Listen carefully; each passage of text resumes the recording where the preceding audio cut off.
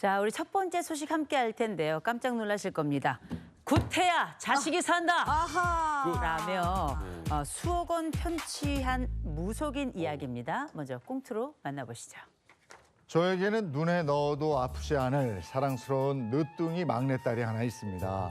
그러나 온실 속 화초처럼 곱게만 자란 딸은 어릴 때부터 유독 몸이 약했는데요. 죽을 고비를 넘긴 것만 해도 수차례 딸의 병세는 점점 더 악화되기만 했습니다. 아빠 왔어? 아이고 예인아 그냥 누워 있어. 왜 또 나왔니? 감기 걸리면 어떡해. 얼른 들어가 방에 누워 있어. 아빠 내가 몸이 약해서 너무 미안해. 이렇게 아빠 고생만 시키고 내가 얼른 사라져야 아빠가 좀 편하게 살 텐데. 야, 이 녀석이 이게 무슨 소리야? 어? 그런 말을 이렇게 아빠 앞에서 막 하면 어떡해? 어? 아빠 걱정하지 말고 아빠는 예인이 네가 건강해지면 뭐든지 할 수 있어. 그리고 거기 가만히 누워 있어 쉬어. 예. 아유 왜 이렇게 점점 심해지냐? 그렇게 딸의 병을 고치려고 백방으로 알아보던 전 친구로부터 병을 고치는 용한 무속인이 있다는 말을 듣게 됐는데요. 처음에는 반신반의했지만 지푸라기라도 잡는 심정으로 그 무속인을 찾아가고야 말았습니다. 안녕하세요. 여기가 그 무릎이 닿기도 전에 모든 걸 꿰뚫어 보신다는 그 무릎팍 선녀님 맞나요? 숭구리당당 숭당당 수구수구당당 숭당당. 보자 얼굴 보니까 집에 우환이 있어. 누가 아파? 정말 이 세상이 정말 용하십니다. 맞아요. 이거 어떻게 하셨지? 걱정하지 저희 딸이 마. 아파요. 저희 딸 좀 살려주세요. 아유 선생님. 그런 소리 듣기 싫어. 걱정하지 마. 일단 굿하고 부정만 쓰면 우리 숭구리당당 숭당당 장군님이 딸 병까지 싹 다 고쳐줄 거야. 응? 걱정하지 마. 잠깐만. 이 대표, 우리 장군님께서 부적을 하나 더 써야 한다고 하시네. 아이 부적을 또 써요? 지난번에 저 굿한다고 1,000만 원 받아가셔놓고 이게 벌써 몇 번째입니까? 아니 이번엔 마지막이야. 지금 그만두면 딸이 더 아플 수 있어. 딸 안 살리고 싶어? 아니 이거 보세요. 지금 우리 딸이 지금 사경을 헤매고 있는데 병이 낫긴 몰라요. 이준순 사기꾼 아니야. 그동안 제가 굿값하고 부적 쓴 거 다 돌려주세요. 아이고 사기꾼이란다. 아이고 서러워라. 말 그렇게 함부로 하면 화내. 우리 숭구리당당 숭당당 장군님께서 내가 구술하라고 협박을 했어? 뭘 했어? 본인이 원해서 돈 줘놓고 어디서 사기꾼 취급이야? 딸아이 병을 고친다는 핑계로 그동안 받아간 돈만 해도 1억이 넘습니다. 하지만 무속인은 제가 자발적으로 원해서 한 일이라면서 돈은 절대로 돌려줄 수 없다고 하는데요. 이제라도 무속인과 인연을 끊고 제가 준 돈 1억 돌려받고 싶은데 받을 수 있을까요? 이게 주변에 보면 사주나 뭐 이런 거 그래 맹신하시는 분이 있어요. 네, 맞아. 근데 이것도 이제 이러다가 이런 일이 생겼는데 구체적으로 어떤 일입니까? 이거? 자, 이 사연인즉 이렇게 된 겁니다. 네. 서울 강북구에 법당을 운영하던 A 씨가 자신의 법당을 찾아온 B 씨에게 이 자녀가 건강이 좋지 않고 자녀에 대한 건강 염려가 있다는 걸 알고 이 B 씨에게 이렇게 이야기합니다. 2016년에 네. 이렇게 말해요. 자녀가 척추를 다쳐서 평생 불구가 될 거야. 이렇게 말하고 하거나 아니면 자녀가 장애인이 되지 않게 하려면 허리에 순금 벨트를 차고 그렇게 댕겨야 돼. 라고 말을 해서 시가 500만 원 상당의 순금 벨트를 받아내기도 했다. 야, 이게 진짜 얼토당토하는 주작인데. 근데 이렇게 하는 거 어떻게 보면 겁을 주거나 좀 협박을 한 게 아닐까 싶거든요. 이렇게 하지 않으면 이렇게 될 거야. 그러니까 뭐 돈을 주거나 뭐 순금 벨트 뭐 이런 얘기를 한 거니까요. 맞아. 근데 그렇게 해서 총 얼마의 돈을 챙긴 거예요? 이렇게 해서 2016년부터 시작해서 2018년까지 11차례에 걸쳐서 이 무속인 A 씨가 B 씨로부터 받아낸 금액이 장장 얼마였는가? 무려 9,610만 원에 받아냈습니다. 거의 1억. 1억에 가까운 돈. 1억에 가까운 돈을 편취당한 건데 근데 가끔 이제 특히나 신년 운세 같은 거 보잖아요. 여기 계신 분들도 점이나 뭐 이런 거 한번 본 적 있습니까? 내가 무속인인데 누굴 찾아가? 점은 아니고 뭐 타로 카드 이런 거는 그냥 그거 재미로 봤었죠. 지나가다가 들어가서 신년에 운떼기 한다. 네, 그냥 그런 거 봤던 기억은 나요. 저는 뭐 이게 좀 저는 교회 다녀서 그런 거 안 보는데 제 친구가 사주를 봐요. 그렇게 네. 자꾸 생년월일하고 태어난 일시를 얘기하라고. 그래가지고 이제 제가 한 번은 가짜 그 태어난 시간을 얘기하고 한 번은 진짜 태어난 얘기를 했거든요. 다 제가 똑같아? 보니까 둘 다 틀려요. 아니 근데 사실 뭐 굿이나 부적 이런 거는요. 뭔가 간절할 때 마음이 정말 좀 불안하거나 그렇죠. 할 때. 절박하거나 뭔가 강렬하게 원하는 게 있을 때 또 의지하고 싶을 때 더 잘 맞아요. 빠지게 되는 것 같습니다. 근데 그런 간절한 마음을 노리는 범죄인 것 같기도 한데 이게 실제로는 처벌이 이게 쉽지 않다면서요? 그렇습니다. 실제 상황에서 무속행위가 이거 사기꾼 아니야 이렇게 생각해서 사기죄로 처벌될 수 있지 않을까 이렇게 생각하시는 분들 많은데 이게 이 상황마다 사기행위인지 아니면 진정한 무속행위인지 판단을 해야 돼요. 그래서 처벌로 이어진다는 것이 쉽지는 않은데 제가 두 가지 사건을 예로 들어서 한번 네. 설명을 해드릴게요. 자, 첫 번째 사건인데요. 무속인 A 씨는 2020년 5월부터 22년 8월까지 손님으로 찾아온 피해자 5명한테요. 신내림을 받지 않으면 집안에 남편이 죽는다. 신내림 받아라 받으면 돈방석에 올라앉는다. 이런 얘기를 하면서 네. 굿을 권한 거예요. 네. 2년 정도 무려 41번에 걸쳐서 받아 챙긴 돈이요. 5억 1,700만 원에 이른다고 합니다. 오, 어마어마한 대단하다. 금액이죠. 많이 땡기셨네. 자, 그리고 비교해서 보실 게 아래 보이는 두 번째 케이스인데 무속인 B 씨는요. 2011년 11월부터 2013년 2월까지 피해자한테 로또에 당첨되려면 복권 당첨되려면 굿을 하면 된다. 굿 비용이 필요하다라고 하면서 무려 23차례에 걸쳐서 현금과 금 40돈 이렇게 총 2,500여만 원을 받아서 챙겼는데요. 이 두 사건이요. 결론이 갈렸어요. 판결이 어떻게 됐을까요? 결론이 갈렸다고요? 그러니까 이거 다 아니 무속인 A 씨 같은 경우는 피해자들의 돈을 편취를 더 많은 피해자들의 돈을 편취했으니까 당연히 유죄예요. 네. 제가 봤을 때는. 근데 무속인 B 씨도 많은 돈을 편취하긴 했지만 피해자가 한 명이야. 그것도 유죄인데.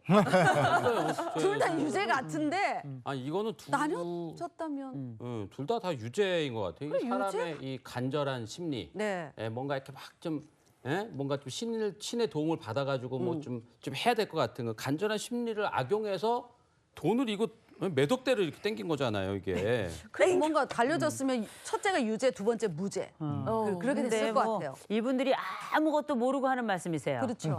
제가 말씀드리겠습니다. 이 두 사례는 다 무죄예요.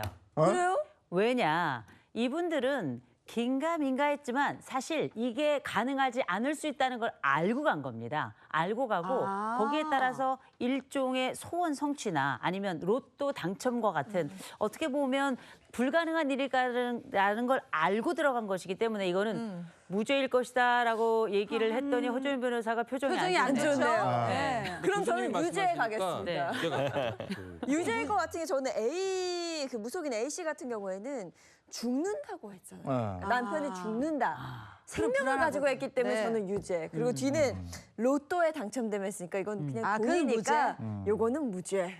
이렇게 사고 생각하는데 어떨까요, 변호사님? 여러분들 중에 정답을 맞힌 분이요. 한 분도 안 계셨어요. 뭐야? 정답은요. 무속인 A 씨는 무죄였고요. 그 한 명한테 사기를 친 무속인 B 씨가 유죄로 유죄야? 결론이 났습니다. 뭐, 아니 왜, 근데 왜 그래요? A 씨가 편찬 돈이 더 많고 이런데 어떻게 이런 판결이 나왔을까요? 명한테. 그러니까. 이 둘 다 사기죄로 일단 기소가 됐어요. 그렇다는 거는 사기 행위일 가능성이 높다고 일단 수사기관에서 수사를 해보니까 굉장히 강하게 의심을 해서 판단을 해서 기소를 한 거예요. 그런데 두 사건의 유무죄 여부를 가린 것은 결정적으로 뭐였냐면 이 무속행위의 진정한 목적이 무엇이냐. 진짜 목적이 종교행위냐 아니면은 돈을 편취하기 위한 편취하기 위한. 사기로 돈을 가져오기 위한 수단으로서 종교행위를 이용했느냐. 아. 이게 구체적인 사건에 따라서 사실관계가 갈렸다는 거예요. 헷갈린다. 그러니까 법원은요. 무속인이 행하는 이 굿하는 이런 행위들을 아까 교수님께서 말씀하신 것처럼 일종의 종교행위다. 그러니까 복을 비는 그런 행위다라고 보고 네. 있어요. 그런데 굿을 통해서 의뢰인이 바람이 이루어지지 않았다고 하더라도 그것만 가지고 우리 기도를 내가 믿는 신이 들어주지 않았다고 하더라도 그걸 다 사기라고 볼 수는 없는 거잖아요. 맞아요. 그래서 무조건 사기다 이렇게 단정을 짓지는 않습니다. 그런데 무속인 A 씨 같은 경우에는요.